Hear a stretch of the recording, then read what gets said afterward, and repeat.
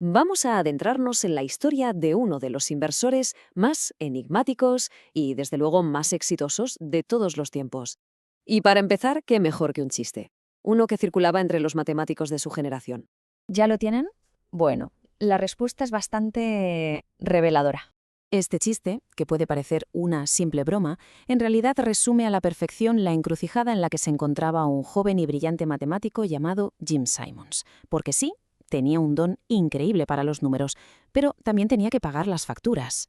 Y la solución que encontró, bueno, esa solución acabaría cambiando no solo su vida, sino el mundo de las finanzas para siempre. Nos vamos a 1964. Simons decide dejar Harvard y se une a un grupo de élite de lo más secreto que se dedica a descifrar códigos, el Instituto de Análisis de Defensa, el famoso IDA. Pensemos en el contexto, ¿eh? Estamos en plena Guerra Fría. Esto era material de alto voltaje. En el IDA, la misión era en esencia encontrar la señal en mitad del ruido, una tarea de una complejidad, abrumadora. Y es aquí donde Simons aprende las habilidades clave que marcarían el resto de su carrera. Cómo usar las matemáticas, cómo usar los algoritmos no solo para analizar datos, sino para predecir patrones que a simple vista eran invisibles. Pero, si os digo la verdad, lo más fascinante de todo era la cultura que había en el IDA. No se parecía a nada que Simons hubiera visto antes. Era un ambiente que fomentaba la creatividad en estado puro, donde la colaboración era total. Su lema lo decía todo. Lo que importaba era intentarlo, proponer cosas, pensar sin ponerse límites. Y claro, esta fábrica de ideas estaba llena de personalidades, vamos a decir, peculiares. Para que nos hagamos una idea, un criptólogo vivía en la sala de ordenadores en Albornoz, otro tecleaba con los dedos de los pies. El propio Simons, por su parte, era un jugador de póker formidable y, de hecho, una vez sus colegas tuvieron que sacarle de la cárcel por acumular multas de aparcamiento. Un auténtico caos creativo, vamos. Y en secreto, ojo, Simons y unos cuantos colegas escribieron un informe que era dinamita pura. ¿Qué proponían? Algo radical. Ignorar por completo los fundamentales de una empresa, los beneficios, las noticias, todo eso, y en su lugar usar modelos matemáticos para identificar estados del mercado. Era algo muy parecido a cómo un jugador de póker lee a su oponente para adivinar su siguiente movimiento. Una idea desde luego revolucionaria para la época. Vale, estamos en 1967. La carrera de Simons en el IDA va viento en popa. Está a punto de ser ascendido, todo perfecto. Pero entonces la guerra de Vietnam lo va a cambiar todo.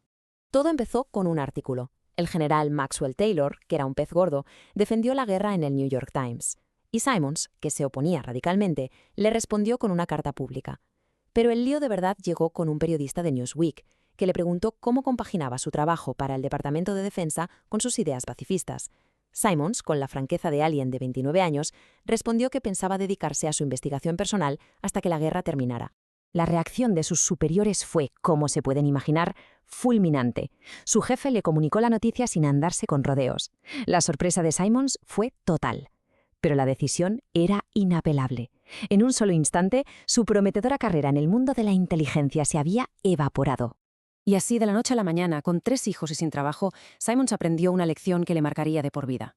Nunca más iba a dejar que su destino estuviera en manos de otra persona. Tenía que ser su propio jefe. Y es aquí donde la historia da otro giro de guión. Con solo 30 años, a Simons le ofrecen un trabajo que parece imposible: dirigir el departamento de matemáticas de la Universidad de Stony Brook, una institución con una reputación, digamos, bastante mediocre. Pero Simons aplicó una estrategia de reclutamiento que fue sencillamente genial. ¿Cómo convences a los mejores matemáticos del mundo para que se vayan a una universidad de segunda? Pues dándoles exactamente lo que querían. A los que buscaban dinero, un aumento de sueldo brutal. A los que querían investigar, menos clases y más apoyo. Y a los que odiaban la burocracia, les creaba un comité de una sola persona, un verdadero maestro convenciendo a la gente. Y no solo los reclutaba, sino que recreó a propósito ese ambiente de colaboración, de libertad intelectual que tanto le había gustado en el IDA. Fomentó un entorno muy informal, él mismo rara vez llevaba calcetines, y organizaba fiestas todas las semanas en las que se mezclaban académicos y artistas. Así que el punto crucial aquí es este. En Stony Brook, Simons no solo demostró ser un matemático brillante, sino que también se reveló como un extraordinario constructor de equipos. Aprendió a identificar a los mejores, a los que él llamaba killers, y a crear el ecosistema perfecto para que dieran lo mejor de sí mismos. Y mientras estaba construyendo este departamento, Simons también alcanzó la cima del mundo académico por su cuenta. Lo hizo con su trabajo revolucionario en la teoría de Chern-Simons, un campo que hoy en día es fundamental para la física y la computación.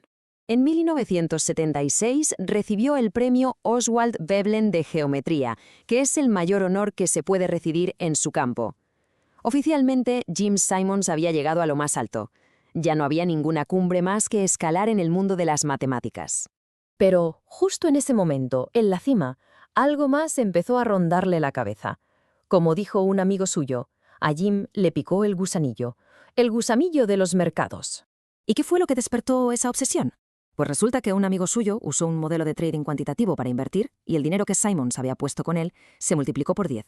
Fue una auténtica revelación. Le recordó la emoción, el subidón y sobre todo le demostró que aquellas ideas que había tenido años atrás en aquel informe secreto del IDA tenían un potencial económico real y explosivo.